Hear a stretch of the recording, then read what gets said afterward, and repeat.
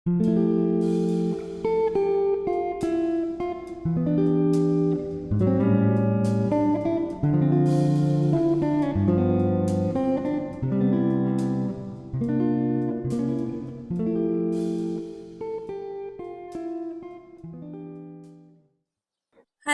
আসসালামু আলাইকুম। আমি শিখা। আমার চ্যানেল শিখা সমটেলসে আপনাদের সবাইকে স্বাগত জানিয়ে আরেকটি নতুন ব্লগ শুরু করছি। আশা করি আপনারা সবাই ভালো আছেন। আজকে ব্লগটা বিকেল থেকে শুরু করেছি। গত ভিডিওতে দেখিয়েছিলাম যে কয়েকটা গাছ ক্লিন করে নিচ্ছি। তো এই গাছগুলো আমি বাসার ভিতরেই রাখবো সিদ্ধান্ত নিয়েছি।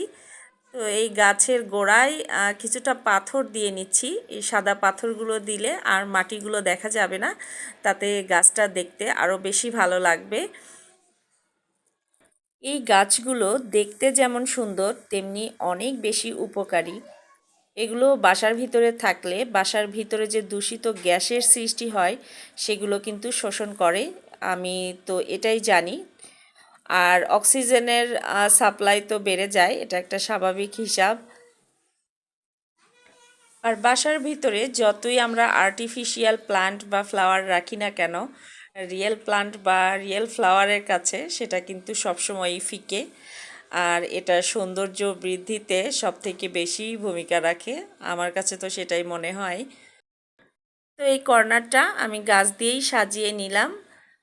আর এই পুতুলটা একটু ঠিক করতে হবে। এই পুতুলের পিছনে যে পাখাটা ছিল পালক দিয়ে বানানো, তো এই পাখাটা যে গ্লু দিয়ে লাগানো ছিল সেটা নষ্ট হয়ে গেছে। তো বারবার ওটা খুলে যায়, তো ভাবলাম যে এইটা আমি মোম দিয়ে যদি গর্তটা ভরাট করে দিই তাহলেই খুব সুন্দরভাবে আটকে যাবে। তো যেই কথা সেই কাজ, এটা ঠিক করে ফেললাম। ভিতরের গর্তটা মোম দিয়ে ভরাট করে দিলাম, এখন সুন্দরভাবে আটকে গেছে। এই ডলটা আমার বড় মেয়ের, ও সব কিছুই খুব যত্নে থাকে। ওর জন্মের পর প্রথম যে খেলনা আমরা ওকে গিফট করেছি সেই খেলনাগুলোও এখনও আছে। মানে ওর হাতে কোনো কিছুই নষ্ট হয় নাই, কিন্তু ওর কিছু জিনিসপত্র নষ্ট হয়েছে, সেটা আমার ছোট মেয়ের হাতে। ও ছোটোবেলায় প্রচুর ভাঙচুর করতো, এখন অবশ্য করে না। ফ্রিজের উপরের অংশ আর এই ওভেনের উপরের অংশটা ক্লিন করা বাকি ছিল, সকালে করতে পারি নাই। তো ভাবলাম যে এখন তো বসেই ছিলাম, তো এগুলো একটু ক্লিন করে নিই। এখন তো ড্রাই সিজন, ধুলিবালির পরিমাণ আরও বেড়ে গেছে। একদিন যদি ক্লিন না করি তাহলেই মনে হয় যে এক সপ্তাহ হয়তো এখানে হাত দেওয়া হয় নাই, সেরকম একটা অবস্থা। এখন যতটা পারছি ততটা ক্লিন করছি। আমার তো শরীর ভালো না, আর ধুলাবালি যতই ধরতে যায় ততই আমার সমস্যা বেড়ে যায়। এই তো বিকেলের জন্য কিছু নাস্তা বানিয়েছি। এখানে নাগেট, পেঁয়াজু আর স্যুপ বানিয়েছি। এখন এগুলো একটু খাওয়া দাওয়া করে সিদ্ধান্ত নিয়েছি আজকে আবার পিঠা বানানোর। তো দুধ পিঠা বানানোর জন্য আমি দুধটা রেডি করে নিচ্ছি। তবে আজকের যে পিঠাটা হচ্ছে এটা কিন্তু বাইরের কেনা পিঠা দিয়ে বানাবো। আমি চিতই পিঠা খুব একটা ভালো বানাতে পারি না, এর আগে কয়েকবার ট্রাই করেছি, তো আমার কাছ থেকে খুব একটা ভালো হয় না, এই জন্য আর ট্রাই করি না, ছেড়ে দিয়েছি। তো দুধটা বাসায় রেডি করে পিঠাটা বাইরে থেকে নিয়ে এসে ভিজাই, এভাবেই খাচ্ছি। আমার মা খুব সুন্দর পিঠা বানাতো এই ধরনের পিঠাগুলো, কিন্তু এই পিঠাগুলো কেন যেন আমার কাছ থেকে খুব একটা ভালো হয় না। আমি দুধ পিঠা আগে একদমই খেতাম না, কিন্তু অল্প কিছুদিন হলো দেখি কেন যেন মাঝে মধ্যে একটু আধটু করে খেতে ইচ্ছা করে। তো দেখা যায় যে এভাবেই দুধ পিঠা বানাই, কারণ পিঠা যেহেতু বাসায় বানাতে পারি না, তো রেডিমেড পিঠা নিয়ে এসে পিঠা বানাই। তো পিঠাটা ভিজতে দিয়ে চলে আসলাম, অল্প কিছু কাপড় আছে এগুলো ভাঁজ করে নেব, তারপর রাতের খাবারের আয়োজন করব। আমার কাজ বা আমার ভিডিও যদি আপনাদের ভালো লেগে থাকে প্লিজ একটা লাইক দেবেন এবং আমার চ্যানেলটিকে সাবস্ক্রাইব করে পাশে থাকা বেল বাটনটিকে প্রেস করে দেবেন। তাহলে আমার ভিডিও আপলোড হওয়ার সঙ্গে সঙ্গে আপনাদের কাছে নোটিফিকেশন পৌঁছে যাবে আর আপনারা আপনাদের সময় সুযোগ এবং সুবিধা মতো আমার ভিডিওটি দেখে নিতে পারবেন। আর আপনাদের যদি কিছু জানার বা বলার থাকে কমেন্ট বক্সে জানিয়ে যাবেন, আমি অবশ্যই আনসার দিব। আর আপনাদের কারো কাছে যদি আমার ভিডিও ভালো না লাগে প্লিজ ইগনোর করবেন, দয়া করে কোনো ব্যাড কমেন্ট করবেন না, তাহলে হয়তো আমার কাছ থেকেও ওই ধরনেরই রিপ্লাই পাবেন। কারণ সবসময় মন মানসিকতা হয়তো স্বাভাবিক থাকে না বা একরকম থাকে না যে আপনি যা ইচ্ছা বলে যাবেন সেটা মেনে নেব কোনো কারণ ছাড়াই। তো সে কারণেই বলছি যে যদি ভালো না লাগে ইগনোর করবেন।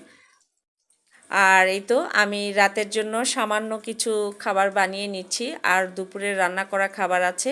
এখন আমি চিংড়ি মাছের বড়া বা কাবাব যেটাই বলেন সেটা ভেজে নিচ্ছি, তবে এটা সম্পূর্ণটা রেডি করে দিয়েছে বড় আপু।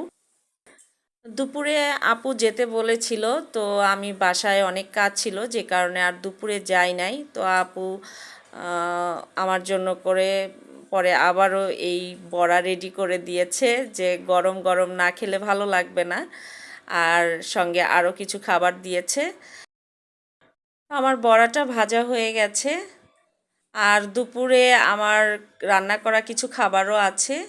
এই তো কলিজা ভুনা, এটাও আপু দিয়েছে, তারপর লাউ শাক ভাজি এটাও দিয়েছে। আর দুপুরে আমি মুরগির মাংস ডাল করেছিলাম, তো মুরগির মাংস ডাল কিছুটা আছে। এই সব কিছু মিলে আজকে রাতে খাওয়া দাওয়ার পরও কিছুটা খাবার বেঁচে যাবে। এখন দুই মেয়েকেই খাইয়ে দিব।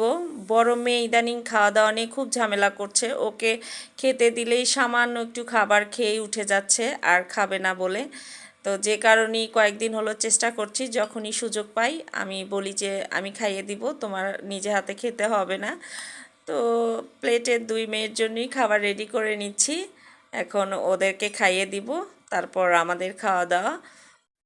আমার রাতের রুটিনটা তেমন একটা শেয়ার করা হয় না, কারণ রাতে আমার তেমন কোনো কাজই থাকে না। আমি সাধারণত দুপুরের মধ্যেই আমার সমস্ত কাজ করে ফেলি, আর বিকেল থেকে বাকিটা সময় বাচ্চাদের সঙ্গে খেলাধুলা, ওদের সঙ্গেই সময় কাটানো, পড়াশোনা এগুলো করেই চলে যায়। আর রাতে আমি তেমন রান্নাও করি না। তো আজকে ভাবলাম যে টুকিটাকি যা কাজ করছি সেটাই আপনাদের সঙ্গে শেয়ার করি। আর এই তো ছোট মেয়েকে খাইয়ে দিচ্ছি আর ও পাশাপাশি একটু ফোন চালাচ্ছে। ওর কাছে ফোন আছে, সবসময়ই থাকে, ওর পার্সোনাল ফোন বলতে পারেন। কিন্তু ওকে সবসময় আমরা নেট শেয়ার করি না, রাতের বেলা কিছুটা সময় ওকে নেট শেয়ার করা হয়, তো অতটুকু সময়ই ও চালায়, বাকি সময় খুব একটা দেখে না। আর এই তো আমার সিম গাছ, আমি ব্যালকনিতে পানি দিলাম, এটা পরদিন সকালের ভিডিও। তো আমার সিম গাছে ফুল এসেছে, তো ভাবলাম আপনাদের সঙ্গে একটু শেয়ার করি, যেহেতু গাছটা যখন বীজ রোপণ করেছিলাম তখন দেখিয়েছিলাম। তো গাছে পানি দিয়ে এসে এই তো সকালের নাস্তা করছি, মেয়েদেরকে স্কুলে দিয়ে এসেছি। আর গতকাল রাতে যে দুধ পিঠা বানিয়েছিলাম সেটাই এখন খাবো, তো সঙ্গে 1 কাপ চা বানিয়ে নেব।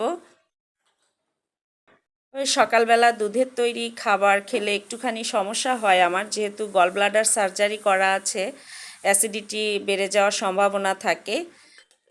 তবু আজকে খাচ্ছি, জানি একটু প্রবলেম হবে। আর এই পিঠা রাতের চেয়ে সকালবেলাটা খেতেই বেশি ভালো লাগে শীতের সময়ে। তো দেখি খাওয়ার পর দরকার হলে একটা ঔষধ খেয়ে নেব। সকালের নাস্তা রেডি করতে করতেই আপনাদের কাছ থেকে বিদায় নিয়ে নিচ্ছি। আপনারা সবাই ভালো থাকবেন, আমার জন্য বেশি বেশি দোয়া করবেন, আমি যেন সুস্থ থাকতে পারি আর আপনাদের জন্য ভালো ভালো কন্টেন্ট রেডি করে আপনাদের সামনে প্রেজেন্ট করতে পারি। তো নেক্সট ভিডিওতে আবারও কথা হবে ইনশাআল্লাহ। আল্লাহ হাফেজ।